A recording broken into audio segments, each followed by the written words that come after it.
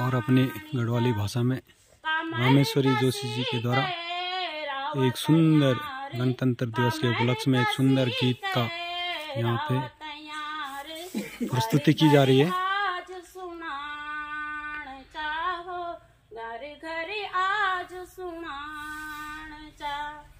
बड़ी मुश्किल से अपनो देश, बड़ी मुश्किल से अपनो देश, अपना हाथ में आयो चाहो, अपना हाथ में आयो चाहो। अंग्रेजों को जंग लाग, अंग्रेजों को जंग लाग, सन 47 में द्वायु चाहो, सन 47 में द्वायु चाहो। नी हुआ तुम स्यारी गीदड़, नी हुआ तुम स्यारी गीदड़, शेर बबर अब हूँ चाह। आज भी नहीं है और सुरीली तराज भी नहीं है, लेकिन उसके बावजूद ये गढ़वाली में थोड़ा सा बोलना चाहती हूँ 2 शब्द, ताकि मेरे को देखे हमारी बालिकाएं भी हैं और बालक भी हैं, कई राष्ट्रभक्त गीत गा सकते हैं हम। पर जब तक हमारा देश आज़ाद नहीं होता है, हम इसी तरह भी इनकलाब को आगे बढ़ाएंगे। और प्रति वर्ष 26 जनवरी को जगह जगह पर, भारतवर्ष की जगह जगह पर गोष्ठियां बैठकें होती थी, जहाँ पर कि आज़ादी की लड़ाई के बारे में महिलाएं भी उसमें अग्रणी भाग लेती थी। महिला पुरुष सभी लोग संकल्पित थे कि हम तभी चैन की सांस लेंगे जब हम अपने देश को आजाद करेंगे। अन्न जहाँ का हमने खाया, अन्न जहाँ का हमने खाया, वस्त्र जहाँ के हमने पहने, वस्त्र जहाँ के हमने पहने, वह है प्यारा देश हमारा, वह है प्यारा, देश हमारा, उसकी रक्षा कौन करेगा? हम करेंगे, हम करेंगे, उसकी रक्षा कौन करेगा? हम करेंगे। कैसे करोगे? आज गणतंत्र दिवस के उपलक्ष्य में कैसे करोगे? सभी लोग अमर शहीदों की अमर शहीदों की अमर शहीदों की औद्योगिक प्रशिक्षण संस्थान ITI पोखड़ा में सब लोग यहाँ पे इकट्ठा होकर गणतंत्र दिवस की खुशियाँ मना रहे हैं, क्योंकि 26 जनवरी 1950 को हमारा संविधान लागू हुआ था। गणतंत्र हमारी प्रधान आचार्य जी एवं समस्त स्टाफ में नाम एक एक नहीं लेना, समस्त उनके सहयोगी स्टाफ, छात्र छात्राएं, हमारी ग्राम सभा के प्रधान श्री संजय जोशी जी, यहाँ पर उपस्थित ज्येष्ठ उप प्रमुख भरत भूषण जी, आप सभी लोगों को मैं इस अमृत उत्सव की ढेर सारी शुभकामनाएं देती हूँ, बधाई देती हूँ।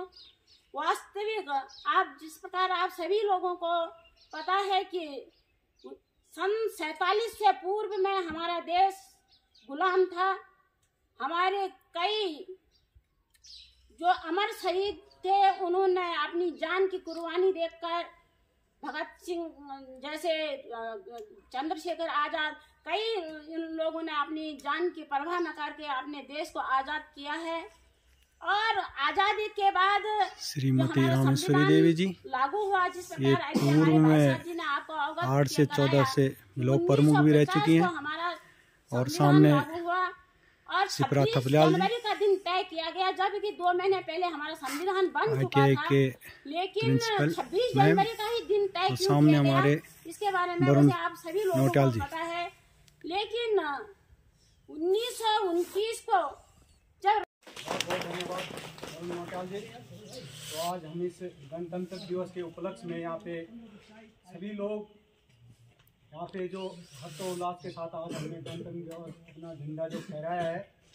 तो जैसे रामेश्वरी देवी जी ने भी बताया कि 1946 से हमारा संविधान बनना स्टार्ट हुआ और 1949 26 नवंबर को लगभग वो बन के तैयार हुआ, लेकिन कुछ कारणवश हमें 2 महीने बाद 26 जनवरी 1950 को हमने अपना संविधान लागू किया कि उसमें जो चुने हुए लोग जैसे राष्ट्रपति हो, प्रधानमंत्री हो, उन लोगों के हाथ में सत्ता हो, ना कि किसी राजा के या किसी उसके।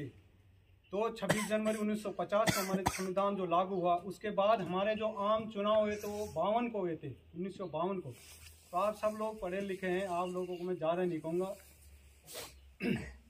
कहूँगा और यहाँ पे मैडम जी ने हमें बुलाया, बहुत बहुत धन्यवाद मैडम जी का भी। और मैं सभी लोगों को ये कहना चाहता हूँ कि देश के प्रति अपने मन में एक भावना होनी चाहिए कि भाई हमने देश के लिए कुछ करना है, तभी जाके हम कुछ कर सकते हैं। सारे लोग मिलकर अगर हम अपने देश को आगे बढ़ाएंगे तो हमारा देश जो आज विकासशील देश है, हम इसको विकसित कर सकते हैं। तो आप सब लोगों का, अधिकारी वर्ग, कर्मचारी वर्ग, जनप्रतिनिधि, सभी लोगों का बहुत बहुत धन्यवाद। और हमारे ये बच्चे जो छोटे, हमारी मातृशक्ति, आप सब लोगों का बहुत बहुत धन्यवाद जो आपने अपना समय यहाँ पे निकाला और सब लोग हम यहाँ पे इकट्ठा हुए। इस इकट्ठा होने से हम लोगों को एक दूसरे से जान पहचान भी होती है। तो ऐसे आयोजन होंगे तो इससे हमारी जान पहचान भी बढ़ेगी कि भाई आप लोग ये कौन है, तो सब लोगों को एक दूसरे से जान पहचान भी होनी चाहिए, क्योंकि जान पहचान से ही सब चीज़ होता है। तो बहुत ज़्यादा नहीं कहूँगा, अपने शब्दों को मैं यहीं पे विराम देता हूँ। जय भारत, जय राष्ट्रध्वज तिरंगा को मेरा प्रणाम। उपस्थित सभी आदरणीय हमारे अतिथि सबको मैं प्रणाम करती हूँ और हमारे पूरा स्टाफ, हमारे प्रिय छात्र छात्राओं, आप सबको आज के दिन की सबसे पहले हार्दिक शुभकामनाएं देना चाहती हूँ। आज का दिन बहुत आकांक्षी दिन है हम सभी के लिए और हमसे पहले की पीढ़ियाँ उनके लिए भी बहुत आकांक्षी था और हमारे से आने वाले बाद की जो पीढ़ियाँ हैं उनके लिए भी ये हमेशा ही बहुत मार्गदर्शन और दूरदर्शिता को स्थापित करने वाला दिवस है। हमारे अतिथियों ने वैसे बहुत कुछ आपको बहुत डिटेल बता दिया है। आप लोगों ने खुद भी अभी बहुत सुंदर ऐसे राइटिंग करी थी, उसमें आप लोगों ने काफ़ी जानकारियाँ खुद हम लोगों के साथ शेयर करी है, साझा करी है। लेकिन फिर भी क्योंकि ये दिन विशेष है और इसमें हम पुरानी बातें जो बड़े माइलस्टोन हमारे देश में हुए हैं उनको हम एक बार दोबारा से रिकॉल करते हैं, याद करते हैं। तो एक छोटा सा उस बारे में जरूर प्रकाश डालना चाहूँगी। जैसे कि मैडम लोगों ने, सब लोगों ने भी आप लोगों को बताया कि हमारा 26 जनवरी 1950 का मेन महत्व यही है कि इस दिन हमारा संविधान लागू हो गया था। जैसे हम सब जानते हैं कि 15 अगस्त 1947 को देश आज़ाद तो हो गया था, लेकिन आप सबको पता होगा हमारा देश जो था वो अंतरिम सरकार से चल रहा था। कोई हमारे अपने नियम कानून नहीं थे। ब्रिटिश गवर्नमेंट ने उस समय अपना जो एक्ट 1935 बना रखा था, इंडिपेंडेंस एक्ट 1935, उसी के अकॉर्डिंग हमारे देश की सरकार चल रही थी, अंतरिम सरकार जिसे बोलते हैं। तो ब्रिटिश कानून के अनुसार हम असल में हमारा जो पूरा जो सिस्टम चल रहा था वो उसी के अधीन चल रहा था। इवन आप जानते होंगे लॉर्ड माउंटबेटन भी हमारे उस टाइम के 1 साल बाद तक भी हमारे लॉर्ड गवर्नर जनरल बने रहे, है ना। तो आप इसके बारे में बल्कि 1950 तक हम लोग जो किंग एडवर्ड थे उस समय, किंग एडवर्ड 6 ब्रिटेन के राजा थे, असल में हम उन्हीं के प्रतिनिधि थे उस समय भी। वो हमारे मतलब ये है कि 1950 जब हमारा संविधान लागू हो गया तो एडवर्ड 6 जो थे उनको हटा करके राष्ट्रपति असल में हमारे सर्वप्रथम नागरिक घोषित किए गए। परंतु उससे पहले तक, जब तक संविधान लागू नहीं हुआ था, भले ही आज़ाद हो गए थे, लेकिन हमारे जो हमें डील किया जाता था, हमें जो गवर्न किया जाता था इंटरनेशनली, वो लॉर्ड आपके जो राजा थे, ब्रिटेन के राजा थे उस समय एडवर्ड 6, उनको एज ए रिप्रेजेंटेटिव माना जाता था, क्राउन रिप्रेजेंटेटिव माना जाता था। तो 1950 की इसलिए ये बहुत बड़ी जिसे कहते हैं आप कई लोगों के, आप गणमान्यों के सुनते भी होंगे विचार कि स्वतंत्रता हमें मिल गई थी 15 अगस्त 1947 को, लेकिन इन एक्चुअली में जो हमारी अपनी आकांक्षी थी, जो हमारे असल में जो हमारी आज़ादी के जो नायक थे, जो उनका जो सपन का भारत था, उसको असल में लागू हुआ था 1950 में, जब हमने अपना संविधान अंगीकृत किया था। तो ये बहुत बड़ा फर्क आ जाता है हमारी 15 अगस्त 1947 और हमारी 26 जनवरी 1950 के बीच में। इसलिए 1950 जो हमारा 26 जनवरी है, जो हमारा संविधान जब हम कहते हैं हमने अंगीकृत किया है, तो वो असल में जो हमने भारत की आज़ादी के लिए लड़े थे, जिन मूल्यों के लिए लड़े थे, वो मूल्य और वो हमारा संविधान, वो सारा आयन हमारा 1950 से लागू हुआ। स्टूडेंट्स, आप जैसे जानते हैं अभी हमारा चुनाव दिवस भी बनाया गया था, है ना, और अभी नियर बाय चुनाव भी है। तो आप लोगों को भी, आप में से काफ़ी स्टूडेंट्स होंगे जो 18 अपना कंप्लीट कर चुके होंगे। तो आप लोगों से भी हमारा एक विनय रिक्वेस्ट रहेगा कि आप लोग ज़्यादा से ज़्यादा इलेक्शंस में पार्टिसिपेट करें, क्योंकि आपकी ये कि आज जब हम बात कर रहे हैं संविधान दिवस की, तो हम संविधान के सच्चे मूल्यों को लागू तभी कर सकते हैं जब हम ज़्यादा से ज़्यादा चुनाव में पार्टिसिपेट करेंगे।